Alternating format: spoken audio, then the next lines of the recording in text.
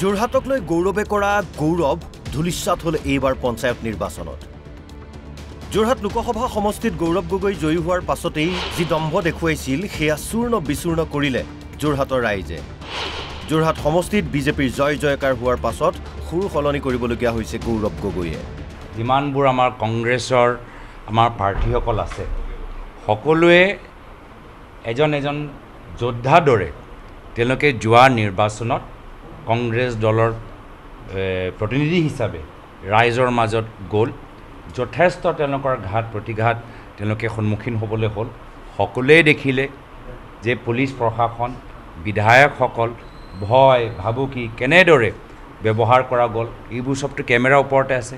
প্ৰচাৰ আৰম্ভণিত কেনেদৰে বিধায়কসকলে কথাবোৰ আছিলে, শেষৰ ফালে কেনেদৰে কথাবোৰ আছিলে, প্ৰশাসনৰ কি ভূমিকা আছিলে, আৰক্ষীসকলৰ কি ভূমিকা আছিল। তথাপিও এই সময়ত যে আমাৰ কংগ্ৰেছৰ প্ৰাৰ্থীসকলে তেওঁলোকে যে আগবাঢ়ি গ'ল, মই প্ৰথমতে তেওঁলোকক শুভেচ্ছা দিবলৈ বিচাৰিছোঁ আৰু কৃতজ্ঞতা দিবলৈ বিচাৰিছোঁ। গৌৰৱ গগৈৰ সমষ্টিত কংগ্ৰেছৰ শোচনীয় পৰাজয়ৰ কাৰণ ব্যাখ্যা কৰিলে মুখ্যমন্ত্ৰী ডক্টৰ হিমন্ত বিশ্ব শৰ্মাই। যোৱা লোকসভা নিৰ্বাচনত প্ৰদ্যুৎ বৰদলৈ গৌৰৱ গগৈৰ জনপ্ৰিয়তাৰ বাবে নহয়, ভয় ভাবুকি প্ৰদান কৰাৰ বাবেহে জয়ী হৈছিল বুলি দাবী কৰে মুখ্যমন্ত্ৰী শৰ্মাই। সংখ্যালঘু ৰাইজে ভয়তে তেওঁলোকক ভোট দিয়া বুলি উল্লেখ কৰে মুখ্যমন্ত্ৰীয়ে। আমাৰ ভোটাৰবিলাকে খুব সাধাৰণ কথা চায়। মই হিন্দু মুছলিম সেকুলাৰ কৈছোঁ, আপোনাৰ নামাজ পঢ়িব মন, ক'ত শিকিছে ক'ত শিকা নাইতো আপোনাৰ কথা, কিন্তু নামাজটো আপুনি আমবাৰীত পঢ়িবনে যোৰহাটত গৈ পঢ়িব? বিহুত আপুনি লতাশিল বিহুখন বহুত পুৰণা বিহু, কিন্তু আপুনি এজন MP। এতিয়া আপোনালোকে চাব দিলীপ শইকীয়াকে চাওক বা প্ৰদান বৰুৱাকে চাওক, ব্যস্ততাৰ মাজতো নিজৰ সমষ্টিটো নেৰে, গধূলি গৈ সমষ্টিত পাই যায়, হয়নে দিলীপ? যিয়ে নাথাকক কিয় গৈ সমষ্টি পাই যায়। সমষ্টিৰ মানুহক মৰম এটা লাগে। আগত তেওঁ নগাঁৱত ইলেকশ্যন খেলিছিল, নগাঁৱত পৰম্পৰাগত ভোট আছিলে, মানুহে বাধ্যত পৰি কংগ্ৰেছক দিছিলে, ভাবে বিজেপি আহিলে মছজিদ জ্বলাই দিব, মাদ্ৰাছা জ্বলাই দিব। গতিকে তেওঁলোকে কেতিয়াও জনপ্ৰিয়তাৰ ভোট পোৱা নাছিল, ভয়ৰ ভোট পাইছিলে।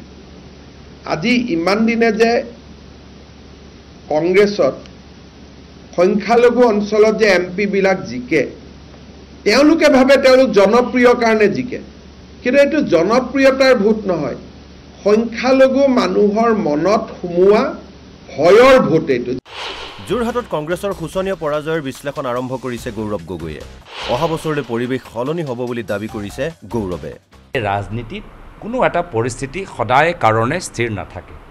এক বছৰ আগত ইয়াত আমাৰ উজনি অসমত পৰিৱেশটো বেলেগ আছিল, এক বছৰ পিছত আজি বৰ্তমানৰ সময়ত পৰিৱেশটো বেলেগ। অহা বছৰ যে আকৌ সলনি হ'ব পাৰে এইটোতো ইয়াত আমি প্ৰমাণ পাই গ'লোঁ। কিন্তু গৌৰৱৰ এনে বক্তব্যৰ বাবে অকালপক্ষ ৰাজনীতিক আখ্যা দিছে মুখ্যমন্ত্ৰী হিমন্ত বিশ্ব শৰ্মাই। ফেমিলি ৰাজনীতি মানুহে এবাৰ বোলে ধুনীয়া এইটো অমুকৰ ল'ৰা গতিকে বাপেকৰ দৰে হ'ব বুলি এবাৰ ভোট দি দিয়ে, কিন্তু এটা সময়ত মানুহৰ আমুৱাই যায় যে এইটোতো বাপেকৰ লগত কোনো লিংক নাই।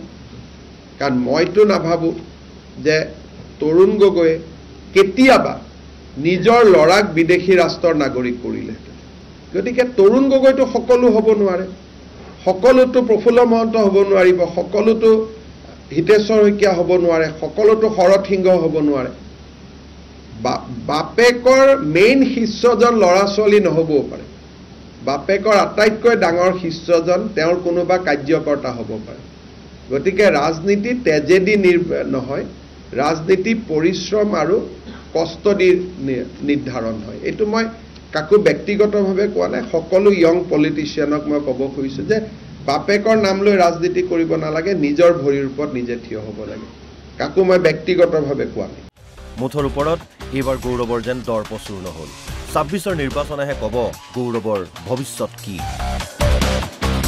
Bureau report, NB news.